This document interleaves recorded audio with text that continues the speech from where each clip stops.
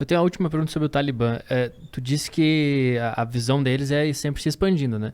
Então, eles não vão parar aí.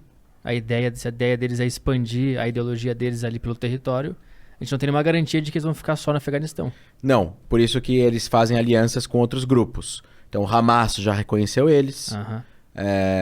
Eventualmente, aí, o Irã vai ter um diálogo com eles. E, obviamente, que você tem muitos interesses, mas eles gostariam de se unir com outros. Se unindo com outros, eles ficam mais fortes. Isso, sim, é uma ideologia imperialista. E a gente não tem garantia que isso não chegue cada vez mais perto. Isso eu acho difícil acontecer.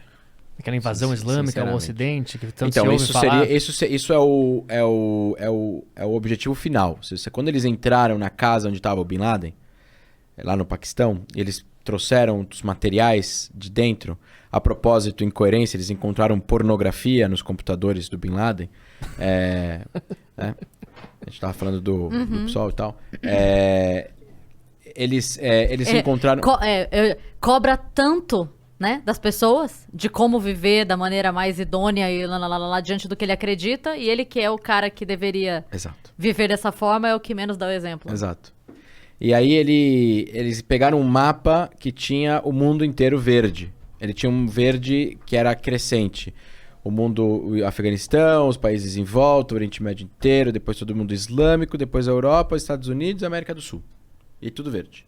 Então a ideia ultimate goal, seria o objetivo final, seria converter todo mundo para o Islã, como a religião do último profeta, que, mais uma vez, eles veem, e eu não estou falando que os muçulmanos veem isso, pelo amor de Deus, tá? A maior parte dos muçulmanos não pensam dessa forma. É uma minoria que pensa dessa forma, mas é uma minoria de 10%. São 300 milhões de pessoas, são menos, são 150 milhões de pessoas. E dessas 150 milhões de pessoas, 3% dos 10% estão dispostos a fazer ao uso da violência para implementar essas ideias. O que dá mais ou menos 2 ou 3 milhões de pessoas. É bastante gente tendo disposto a pegar em armas. O que eu ia dizer é assim, quando eu digo esse chegar mais perto da gente, eu não estava nem pensando nesse sentido de tomada, mas eu digo assim, por exemplo, a gente tem aí países recebendo muitos imigrantes que vão e vai muita gente. Então, cada vez que se chega 10 mil pessoas, 100 mil pessoas, 200 mil pessoas, e no meio dessas 200 mil pessoas que tem muita família, criança, e que se estabelecem em outros países, vai um desgraçado que 15 dias depois tá cometendo um ataque no meio de Paris, sabe assim? Então, esse problema do terrorismo lobo solitário que aconteceu em Paris, que são pessoas que ou nasceram na França ou em outros países europeus, mas são descendentes de imigrantes de países do norte da África ou do Oriente Médio. Eles estão num limbo de geração. A geração que chegou sobreviveu. A segunda geração é grata por poder estar lá. E a terceira geração não se encontra. Ela não se identifica nem com cá nem com lá. E aí vem um grupo e fala, olha, vou criar um califado, aí vira real, e aí o cara sente um senso de propósito. Entendi. Aí tem um processo de awakening, que seria o acordar, que é o que a gente chama de o processo de radicalização. Foi feito isso com alguns pilotos dos aviões do 11 de setembro. Um dos pilotos, que era um libanês, ele estudava numa universidade se não me engano, era em Hamburgo, na Alemanha. Tem um filme que chama A Célula de Hamburgo. Eu acho que é Hamburgo, eu tenho quase certeza. E ele não era nem religioso, classe média, não religioso. E devagarzinho tinha um cara lá na universidade, começa a fazer um contato com ele, começa a levar ele pra mesquita, começa a fazer aula, começa a levar ele, começa a mostrar um monte de coisa, começa a explicar um monte de história, com aquela retórica e narrativa que vai voltar ele ao ódio, etc e tal, e devagarzinho, aí ele vai para o Afeganistão, faz um treinamento, volta, e devagarzinho tem um processo de radicalização. Você pode fazer isso com qualquer coisa.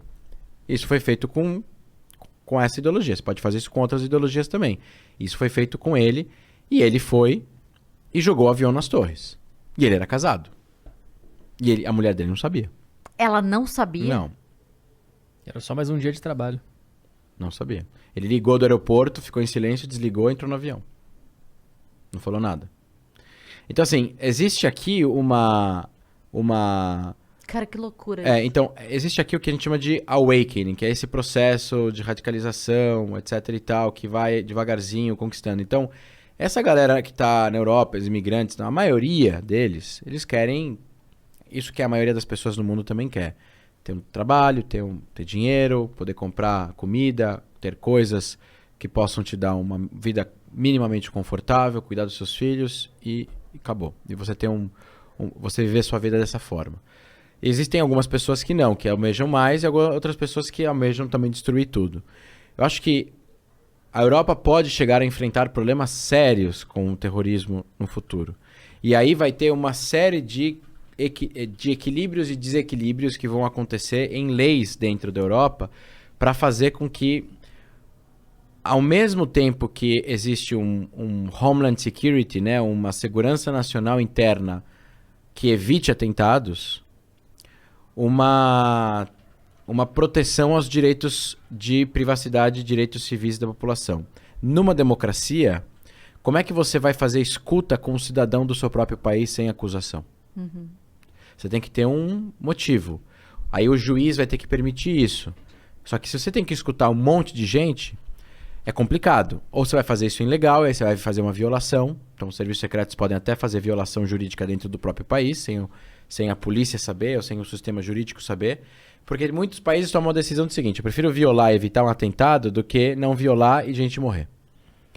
Então vai cada vez ter mais esse dilema. O dilema da onde é a linha tênue entre o direito da democracia e individualidade e proteção de dados jurídicos que cada cidadão goza numa democracia e a proteção do país em si. Você que ficou com a gente até agora, deixa o seu like aqui, interage com esse vídeo, comenta, dê a sua opinião sobre tudo que a gente quer saber, tá bom?